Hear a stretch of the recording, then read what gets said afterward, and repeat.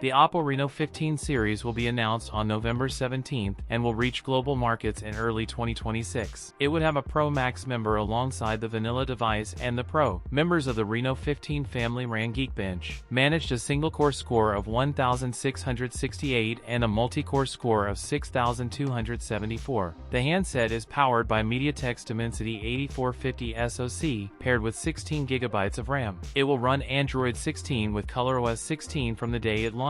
While exact design details are yet to be confirmed, the phones are expected to retain the sleek, lightweight build typical of the Reno series. On the photography front, the Reno 15 lineup is said to feature a major camera upgrade, and it will be equipped with a flagship-grade camera sensor. The Reno 15 series will feature a 200-megapixel primary camera using a large sensor. OPPO may also bring some flagship imaging tech from the Find X8 series to the Reno 15. Reno 15 models are expected to feature a periscope telephoto lens.